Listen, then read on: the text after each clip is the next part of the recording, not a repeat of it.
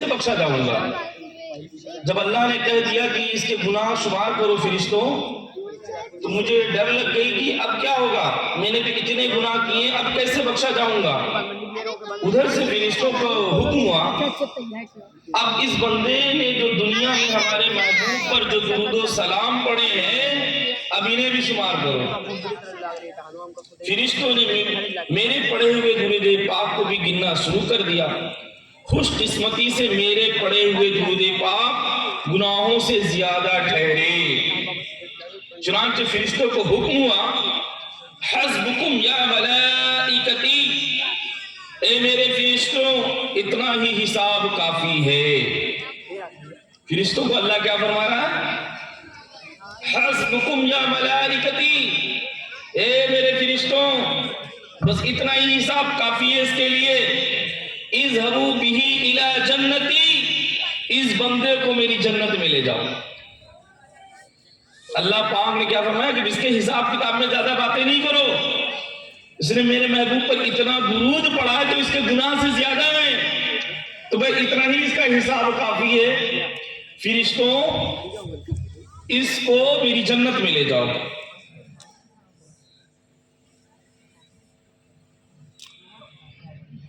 ذات والا پر بار بار درود، بار بار اور بے شمار درود، قبر میں خوب کام آتی ہے، بے کسوں کی ہے یار غار درود، جان نکلے تو اس طرح نکلے تجھ پہ اے غمزدوں کے یار درود، دل میں جلوے بسے ہوئے تیرے لب سے جاری ہو بار بار درود، اے حسن خار غم کو دل سے نکال۔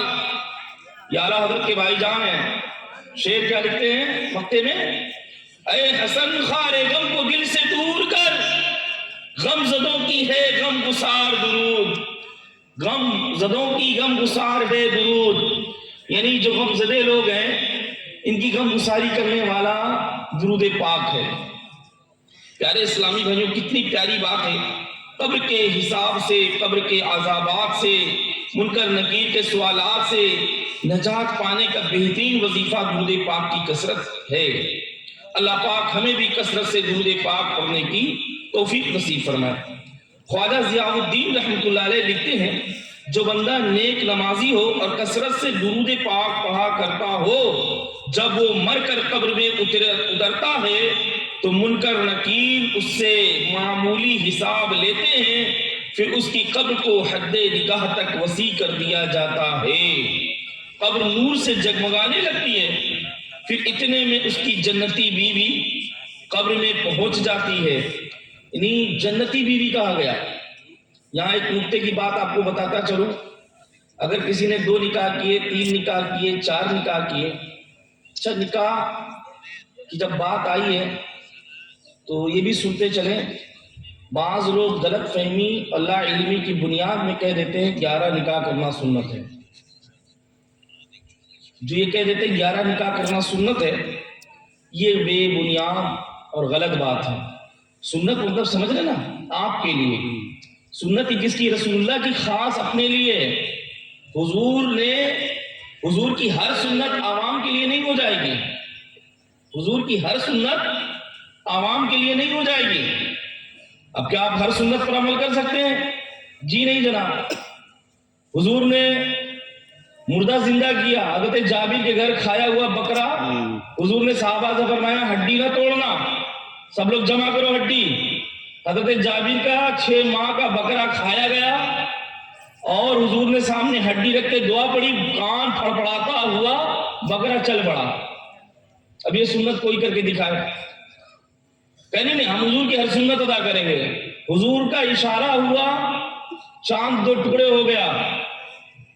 جب حضور معراج پر سے لوٹے نا تو لوگوں نے بڑا حضور کو معاذ اللہ تو بات شروع میں مطلب حضور کو جھٹلایا کہ نبی نہیں ہے۔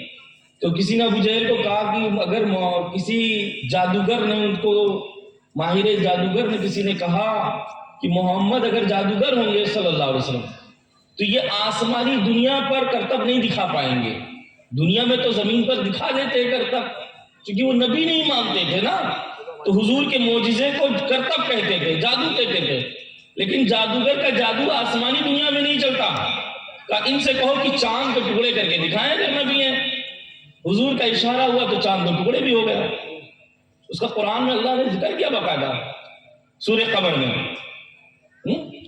وانشق القمر یہ آیت کریمہ کا حصہ ہے کہ چاند 2 ٹکڑے ہو گیا، شق ہو گیا. پھر اس کے بعد مقام صحبہ میں مولا علی کی نماز قضا ہو گئی حضور کی محبت میں.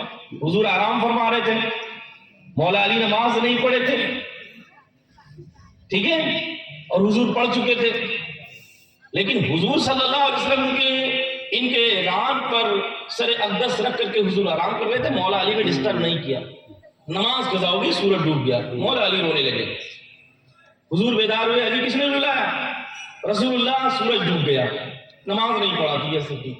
اور عصر کی نماز بہت معظم ہے. 5 نمازوں میں سب سے زیادہ احتیاط جو بیان کی گئی ہے نا، اس کو صلاۃ الوسطیٰ سے بتایا گیا کہ 20 کی نماز بہت زیادہ اس کی اہمیت ہے. اب یہی نماز قضا ہو گئی تو حضور نے کہا علی قضا پڑھو گے کہ ادا پڑھو گے؟ کہا رسول اللہ اگر ادا پڑھ لوں تو بہت اچھا ہوگا. اشارہ ہوا مقام صحبہ میں ڈوبا ہوا سورج پلٹ آیا. اعلیٰ حضرت نے اسی طرح اشارہ کر کے کہا سورج الٹے پاؤں پلٹے چاند اشارے سے ہو چاک. سورج الٹے پاؤں پلٹے چاند اشارے سے ہو چاک. اندھے نجمی دیکھ لے قدرت رسول اللہ کی. سورج